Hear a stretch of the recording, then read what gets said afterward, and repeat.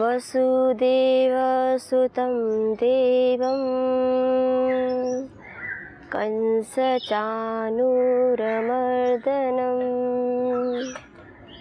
देवकी परमानन्दं नमामि योगेश्वरं नमामि योगेश्वरं नमामि योगेश्वरं। श्रीमद् भगवद गीता के 12वें अध्याय भक्ति योग का हम सभी स्वाध्याय कर रहे हैं। तो अभी तक स्वाध्याय करते हुए हम सभी ने विचार किया, जैसा कि अर्जुन ने प्रश्न किया है कि एवं सतत युक्ता ये भक्तास्त्वां पर्युपासते ये चाप्यक्षरमव्यक्तं तेषां के योगवित्तमा। अर्जुन जी योगेश्वर जी से प्रश्न करते हैं कि हे योगेश्वर, आप मुझे कृपया कर इतना बताइए कि एवं सतत युक्ता ये भक्तास्त्वं पर्युपासते, कि कुछ भक्तजन आपके व्यक्त अव्यक्त अर्थात जो संसार में दिखाई दे रहा है, जो ये मूर्त रूप है और जो अमूर्त रूप है, आपकी दोनों छवियों का ध्यान करते हैं, आपकी उपासना करते हैं पूरी श्रद्धा से, आपके मार्ग पर चलते हैं। फिर दूसरा प्रश्न करते हैं, एक तो ये भक्त है और एक वो भक्त है जो केवल आपके एक अविनाशी रूप को मानते हैं। तो इन दोनों में से कौन योग को जानने वाला है? कह योग वित्तमः, अर्थात ये दोनों हालांकि आपके ही पथिक के मार्ग हैं, लेकिन फिर भी ये बताइए कि इनमें से कौन वो है जो सबसे श्रेष्ठ है।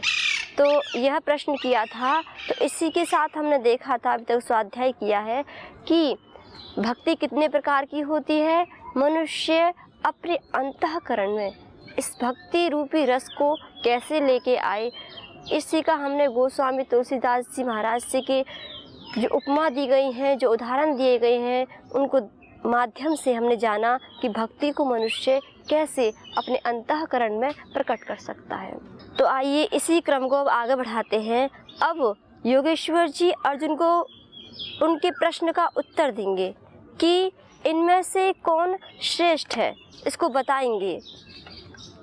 पहले तो कहते हैं कि उस भक्ति का स्वरूप बताते हैं। नारद के भक्ति सूत्र है, उसमें नारद जी ने भक्ति सूत्रों की व्याख्या की गई है।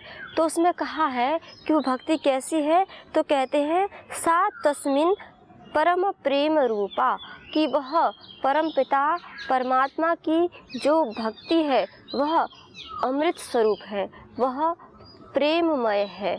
तो उस भक्ति की ही हम सभी अभी व्याख्या और योगेश्वर जी के माध्यम से देखेंगे कि योगेश्वर जी उस भक्ति की क्या क्या महिमा बताते हैं और कैसे साधक अपने जीवन में प्रकट करे, उसका मार्ग दिशा हम सभी को बताएंगे। सज्जनों देखो, ज्ञान और भक्ति देखने में किसी किसी को लगता है कि भक्ति अलग पथ है और ज्ञान अलग पथ है, लेकिन ऐसा नहीं है। ये भक्ति ऐसी है, भक्ति और ज्ञान एक दूसरे से मिले हुए हैं। ज्ञान है दिशा का बोध और भक्ति है उस का विवेक, अर्थात कहाँ है, कहाँ जाना है, उसको मंजिल को बताने वाली है। जैसे एक हम अगर देखते हैं, जब जल का निर्माण होता है, जल के निर्माण में दो तत्व होते हैं, H2O अर्थात हाइड्रोजन प्लस ऑक्सीजन। तो जैसे अगर हम देखना चाहें कि अगर कोई मनुष्य केवल हाइड्रोजन को लेना चाहे तब भी उसको तृप्ति नहीं होगी, केवल ऑक्सीजन को लेना चाहे तब भी उसे तृप्ति की अनुभूति नहीं होगी। तो जब वे दोनों मिलते हैं, तब जब वह उसका सेवन करता है तब उसे जल पीने से तृप्ति होती है। ऐसे ही देखा जाए इस संसार में जो ये मनुष्य है, यह इसी आत्म तृप्ति के लिए ही भटक रहा है और भाग रहा है चारों तरफ। तो ये जो ज्ञान और जो भक्ति है, ये दोनों एक दूसरे के पूरक है। भक्ति है उस जीवन का रस, उस जीवन की विवेक, उस जीवन की मंजिल, और ज्ञान है दिशा का बोध। तो जैसे कोई सोचे कि हम केवल ज्ञान के मार्ग पर चलें, कुछ सोचें, केवल भक्ति के मार्ग पर चलें। तो योगेश्वर जी कहते हैं नहीं, किसी एक को चुनने से जीवन में तृप्ति नहीं होगी। जब दोनों का समन्वय जीवन में होगा तभी मनुष्य तृप्ति की अनुभूति कर सकता है। जैसे एक बीज होता है, बीज की तृप्ति कहाँ होती है? बीज की तृप्ति जब तक वह एक बीज से वह विशाल वट ना बन जाए, विशाल वृक्ष ना बन जाए, तब तक उसकी तृप्ति नहीं होती है। और उस अंतराल में उसे बहुत यातनाएं, धूप ताप, आंधी तूफान सहन करने पड़ते हैं। ऐसे ही जिस प्रकार एक नदी बही जा रही है, उस नदी की तृप्ति कहाँ है? कहीं तो उसकी तृप्ति होगी। उस नदी को वो तृप्ति मिलती है जब अथाह अनंत गहन सागर में जाकर मिल जाती है। ऐसे ही जैसे एक यात्री चल रहा होता है अपने मार्ग पर, हम सभी का ये अनुभव है, हम कहाँ जाकर अपने आप को सुख का अनुभव करते हैं, कहाँ जाकर हमें संतोष की अनुभूति होती है, जब हमें अंतिम पड़ाव पर मिल जाता है, जहाँ हमारा गंतव्य है वह गंतव्य हम सभी को मिल जाता है, तब यात्री को सुख की अनुभूति होती है। तो भक्ति बिना मनुष्य को कभी सुख की अनुभूति नहीं हो सकती है। सुख की अनुभूति, जीवन में एक रस आता है, एक आनंद आता है, वह इस भक्ति से ही आता है। तो इसी भक्ति योग का हम स्वाध्याय कर रहे हैं कि योगेश्वर जी बताना चाह रहे हैं कि प्रत्येक मनुष्य इस भक्ति रूपी बीज को अपने अंतःकरण में प्रकट करे और अपने जीवन को रसमय, सरसमय, आनंदमय बनाए। और ये कब हो सकता है? योगेश्वर जी कह रहे हैं ये तभी हो सकता है कि जब मनुष्य अर्थात भक्ति का बीज उसके अंतःकरण में तब अंकुरित होगा जब वह उस परम पिता परमात्मा के प्रति, उसके प्रति अपनी जो लालसा है, अपनी जो इच्छा है वह प्रकट करेगा। और इसी को बहुत ही सुंदर शब्दों के माध्यम से गोस्वामी तुलसीदास जी बताते हैं कि सन्मुख होई जीव मोह जबहि, जन्म कोटि अघनासक तबहि।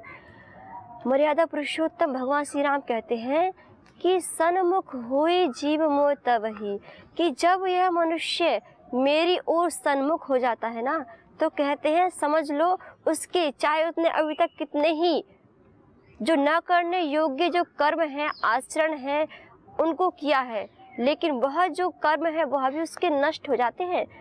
कि सन्मुख हुई जीव मोह तबहि, जन्म कोटि अघनाशक तबहि। और जैसे ही मेरे लिए उसके अंतःकरण में जब पिपासा, प्यास उठ जाती है, तो कहते हैं उसी क्षण, उसी पल उसके जो अघ कोटि कोटि जो पाप है सारे धुल जाते हैं। कि यह बताया गोस्वामी तुलसीदास जी ने कि परम पिता परमात्मा के प्रति सम्मुख रहने का, उसके प्रति अपने अंतःकरण में उसकी प्यास जगाने का जो फल है। क्योंकि कहा जाता है कि कोई मनुष्य बिना फल के जब तक उसे उसका फल ना दिखे उसमें प्रवृत्त नहीं होता है। तो गोस्वामी तुलसीदास जी ने तो बहुत ही अच्छा फल बता दिया है कि सन्मुख होई जीव मोह जबहि, जन्म कोटि अघनासक तबहि। ऐसा ही एक दृष्टांत आता है। एक बार की बात है, महात्मा गौतम बुद्ध जी भिक्षाटन के लिए गांव-गांव जाते हैं। तो जब एक घर में जाते हैं तो एक सज्जन व्यक्ति मिलते, बड़ा आदर सम्मान करते हैं, और तब महात्मा बुद्ध जी से वह व्यक्ति आशीर्वाद मांगते हैं। तो महात्मा बुद्ध उनको आशीर्वाद नहीं देते हैं और मौन धारण कर अपनी भिक्षा लेकर वहाँ से निकल जाते हैं। तो जो वह व्यक्ति होता है वह सोच रहा होता है कि आखिर क्यों मुझे आशीर्वाद नहीं दिया। ऐसे ही कर दूसरे दिन जब महात्मा बुद्ध भिक्षाटन के लिए आते हैं उसके घर, तो फिर पुनः वह भिक्षा देते हैं और आशीर्वाद मांगते हैं। तो महात्मा बुद्ध कुछ भी नहीं बोलते हैं, मौन धारण कर वहाँ से चले जाते हैं। तो ऐसे ही चलता रहता है। तो उसको अपने मन में बहुत ही क्रोध उत्पन्न होता है कि ऐसा क्यों हो रहा है, कि मुझे आशीर्वाद क्यों नहीं दिया जा रहा है। तो महात्मा बुद्ध एक दिन क्या करते हैं, जिस पात्र में वह उनका जो कमंडलू होता था, उस कमंडलू में एक दिन कीचड़ भर के लेके आ जाते हैं और बोलते हैं कि हे सेठ, इसमें अपनी जो मेरी भिक्षा है वो डाल दीजिए। तो सेठ सोचता है कि महात्मा बुद्ध तो इतने बड़े महान पुरुष हैं और वो इतना गंदा पात्र दे रहे हैं, आखिरकार मेरे पास जो इतना शुद्ध रूप से बना हुआ जो ये प्रसाद है, इसको मैं इसमें कैसे डाल सकता हूँ। तो इतना विचार करते हैं, तो फिर अपने मन में विचार कर रहे होते हैं तो मना कर देते हैं कि नहीं महात्मन, इस पात्र को आप मेरे को दे दीजिए, इस पात्र को मैं जाकर साफ कर देता हूँ, उसके पश्चात मैं इसमें प्रसाद रखूँगा। तो महात्मा बुद्ध कहते नहीं, मेरे को तो इसमें प्रसाद चाहिए। तो सेठ सोचता है कि ये कैसी, मतलब इतने बड़े महान पुरुष होकर ऐसा कैसा कर रहे हैं। तब कहते हैं महात्मा बुद्ध कि अब आपको समझ में आया कि मैं क्या बताना चाह रहा हूँ, कि तू चाहता है कि मैं तुझे आशीर्वाद दे दूँ, तो ऐसे ही जैसे ये कमंडलू इतना मलिन है, इसमें आप स्वच्छ बना हुआ प्रसाद नहीं डाल सकते हो, तो ऐसे ही आपका जो अंतःकरण है वो इतना मलिन है, तो इसमें मैं जो आशीर्वाद रूप प्रसाद है वह कैसे दे सकता हूँ। तो वह समझ जाता है और तब महात्मा बुद्ध को उपदेश देते हैं, बताते हैं कि जब से आप प्रभु से विमुख हो गए हो, तब से ही आपका जो अंतःकरण है वो काम, क्रोध, लोभ, मोह, जितने भी, जैसा कि योगेश्वर जी ने बताया है श्रीमद् भगवद गीता के 16वें अध्याय में जो आसु संपत्ति है उसके विषय में बताया है, तो वह उसके अंतःकरण में फिर आ जाते हैं और फिर उससे साधक का जो चित्त है वो मलिन हो जाता है। तो इसीलिए कहा कि उस दृष्टांत से यह शिक्षा मिलती है कि कम से कम ठीक है कि हम भगवान का स्मरण भजन ना करें, कम से कम इतना तो करें कि उससे विमुख तो ना हो जाएं, उसके सम्मुख तो रहें, कुछ तो थोड़ी बहुत तो उनके लिए हमारे हृदय में भक्ति, प्रेम, श्रद्धा, विश्वास होना चाहिए। तो इतना बताया महात्मा बुद्ध जी ने। तो यही गोस्वामी तुलसीदास जी बता रहे हैं कि, और यही बताया महात्मा बुद्ध जी ने कि देखो, आप अगर अपने इस अंतःकरण की शुद्धि करना चाहते हो तो इसका एक ही उपाय है कि आप उस परम पिता परमात्मा की शरण में जाओ, भक्ति भजन करो, अपने अंतःकरण को शुद्ध करो। और यही कहा है गोस्वामी तुलसीदास जी ने, बताया कि सन्मुख होए जी मोय तब ही, जन्म कोटि अगनासक तब ही। इतना बताया। फिर आगे बताते हैं गोस्वामी तुलसीदास जी कि देखो, भक्ति के बिना मनुष्य का जीवन कैसा होता है। उसके पास अथाह अनंत इस संसार का ऐश्वर्य होता है, जो हम भौतिक दृष्टि से देखें कि जिसको लोग बहुत सुखी संपन्न मानते हैं बाह्य रूप से, सब कुछ होते हुए भी, लेकिन फिर भी उसके जीवन में तृप्ति नहीं होती है। तो उसी का एक बहुत ही अच्छा चौपाई बताते हैं गोस्वामी जी कि कैसे होता है भक्ति से रहित जो जीवन होता है। तो कहते हैं, भक्तिहीन गुण सब सुख ऐसे, लवन बिना बहु व्यंजन जैसे, भजनहीन सुख कवन काजा, अस विचारी बिलकु खगराजा। यह प्रसंग तब का है जब मर्यादा पुरुषोत्तम भगवान श्री राम उत्तर रामचरित के उत्तरकांड का है, जब काकभुशुंडी मर्यादा पुरुषोत्तम भगवान श्री राम से प्रश्न करते हैं। तो सर्वप्रथम मर्यादा पुरुषोत्तम भगवान श्री राम भक्ति की महिमा को बताते हैं। तो कहते हैं मर्यादा पुरुषोत्तम भगवान श्री राम जी कि देखो, भक्तिहीन गुण सब सुख ऐसे, लवन बिना बहु व्यंजन जैसे। एक उपमा देते हैं, जैसे बहुत ही अच्छा दिखने में बाहर से कुछ पदार्थ स्वादिष्ट भोजन बनाया गया हो, लेकिन उस भोजन में आपने लवण अर्थात नमक नहीं डाला हो, तो फिर वह भोजन कैसा लगेगा। तो कहते हैं ये मर्यादा पुरुषोत्तम भगवान श्री राम जी कि बाह्य रूप से मनुष्य का जीवन देखने में बहुत अच्छा लग रहा है, बहुत सुख साधन है, ऐश्वर्य है, संपत्ति है, सत्ता है, सब कुछ है।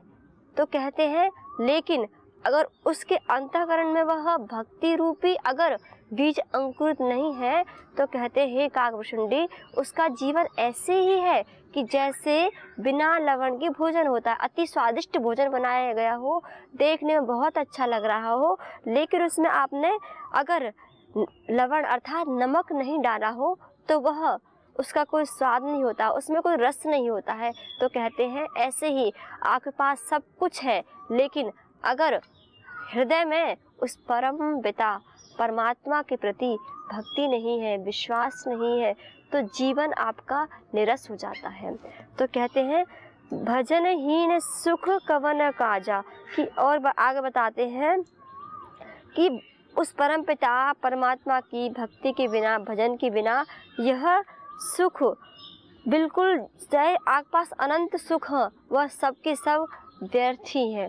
तो यह बता रहे हैं मर्यादा पुरुषोत्तम भगवान श्री राम जी भक्ति की महिमा का वखान करते हुए कि मनुष्य के जीवन में भक्ति की कितनी अत्यंत आवश्यकता होती है, और जब वह भक्ति के मार्ग पर चलता है तो उसका जीवन रस से युक्त हो जाता है। अन्यथा जैसा कि इसमें उपमा दी गई है कि सब कुछ होते हुए बाहर से सब कुछ दिखाई अच्छा दे रहा है, लेकिन अंदर से उसका जीवन निरस रहता है। तो इस निरस जीवन को सरस बनाने के लिए ही योगेश्वर जी इस भक्ति रूपी धारा को बहा रहे हैं और बता रहे हैं कि भक्ति की जीवन में कितनी बड़ी महिमा है। इसके बिना मनुष्य कभी तृप्ति को अनुभव नहीं कर सकता है। जैसे एक यात्री अभी हमने देखा था, जब वह चल रहा होता है, उसका जब तक अंतिम पड़ाव नहीं आ जाता तो वह तृप्ति की, संतोष का अनुभव नहीं करता है। तो ऐसे ही अगर मनुष्य अंतःकरण में एक आनंद, शांति, तृप्ति की अनुभूति करना चाहता है तो योगेश्वर जी कहते हैं तो उसके लिए एक केवल मार्ग है, वह है भक्ति का। और इसके साथ साथ ये भी सजग करते हैं कि भक्ति का मार्ग तो है, कहीं ऐसा ना हो भक्ति के मार्ग पर चलते जाएं और यही ना पता हो कि दिशा का बोध कहाँ है। इसलिए कहते हैं कि भक्ति और ज्ञान दोनों की आवश्यकता होती है। जैसे एक यात्री जा रहा होता है और गाड़ी में पूर्ण रूप से सब कुछ है, तेल है, सब कुछ है, लेकिन चल रहा है, लेकिन ये नहीं पता है कहाँ जाना है, दिशा कहाँ है, मार्ग कहाँ है, कहाँ किस मंजिल पर पहुँचना है। तो यह दिशा है, जो बोध है, वह हमें ज्ञान से मिलता है। तो यह दोनों जो तत्व हैं, ज्ञान, भक्ति, एक दूसरे के पूरक हैं। तो इन दोनों का समन्वय करते हुए हम अपने जीवन पर चलते जाएं। तो और भी आगे आइए देखते हैं, मर्यादा पुरुषोत्तम भगवान श्री राम बताते हैं कि सब जितने भी हमारे शास्त्र हैं, समस्त शास्त्र, चारों वेद एक ही घोष करते हैं। वह घोष क्या करते हैं कि परम पिता परमात्मा के प्रति हमारी जो प्रीति है, भक्ति है, वह निरंतर, चाहे हम कोई भी संसार कर्म करें, चाहे हम किसी भी उत्तरदायित्व को निभा रहे हो, तो प्रत्येक कार्य का, प्रत्येक जो आप कर्म कर रहे हैं, उसका एक मार्ग, जो वह लक्ष्य होना चाहिए, वह होना चाहिए कि उससे उसकी उस परम पिता परमात्मा में प्रीति बढ़ती जाए। तो उसी को बताते हैं रामचरितमानस में। तो कहते हैं आगम निगम पुराण अनेका, पढ़े सुन कर फल प्रभु एका, तव पद पंकज प्रीति निरंतर, सब सुख साधन कर फल सुंदर। तो कहते हैं आगम निगम पुराण अनेका। आगम अर्थात जो भी ये पुराण है, जो चारों वेद हैं, समस्त जो शास्त्र हैं, उपनिषद हैं, दर्शन है, जो भी धर्म ग्रंथ हैं, सब कहते हैं आगम निगम पुराण अनेका, पढ़ सुन कर फल प्रभु एका, कि इनका पढ़ने का, इनका स्वाध्याय करने का और इनका उपदेश देने का एक ही फल है। क्या फल है? कहते हैं तव पद पंकज प्रीति निरंतर, कि हमारी समस्त इन कार्यों करते हुए, इनका स्वाध्याय करते हुए उस परम पिता परमात्मा के प्रति निरंतर भक्ति, प्रीति बढ़ती जाए, उसमें हमारी जो लगन है वह लगती जाए। तो यह इन सब का एक परम फल है। तो कहा कि तव पद पंकज प्रीति निरंतर, सब साधन कर यह फल सुंदर, कि एक ही सबसे अच्छा, सबसे बेस्ट, जो एक्सीलेंट जो इसका फल है सबका, वह एक यही है कि हर पल, हर क्षण, हर कार्य के माध्यम से जो हम विचार कर रहे हैं, हमारे भाव, जो हमारे 3 कर्म होते हैं, मन, वचन और जो हम इस शरीर से कर्म करते हैं, इन सब का केवल एक ही फल हो। वह क्या हो कि परम पिता परमात्मा के प्रति निरंतर हमारी जो भक्ति है वह बढ़ती जाए। तो इतना बताया, तो आइए अब हम देखते हैं कि जैसा कि अर्जुन ने प्रश्न किया था कि जो कुछ तो ऐसे हैं जो व्यक्त अव्यक्त इन दोनों को समुच्चय कर अपने हृदय में इसको बिठाकर उस परम पिता परमात्मा की परम श्रद्धा से उसके मार्ग पर चलते हैं, और कुछ हैं केवल अविनाशी इस परम पिता परमात्मा को मानते हैं। तो इसमें से कौन श्रेष्ठ है? तो इसका उत्तर अब योगेश्वर जी देते हैं। तो आइए हम योगेश्वर जी की दिव्य वाणी का श्रवण करते हैं। तो कहते हैं योगेश्वर जी, मय्यावेश्य मनो ये मां नित्ययुक्ता उपासते श्रद्धया परयोपेता ते मे युक्ततमो मता।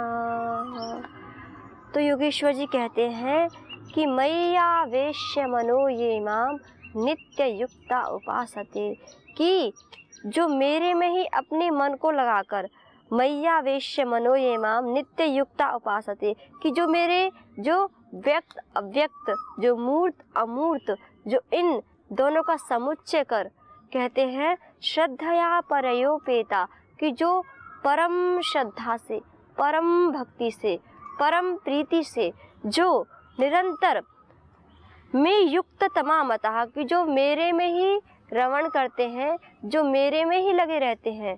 तो कहते हैं कि हे अर्जुन, मेरे मत के अनुसार तो वही युक्त तमाह मताः, कि वही सबसे श्रेष्ठ है, वही परम उत्तम भक्ति के मार्ग के पथिक हैं।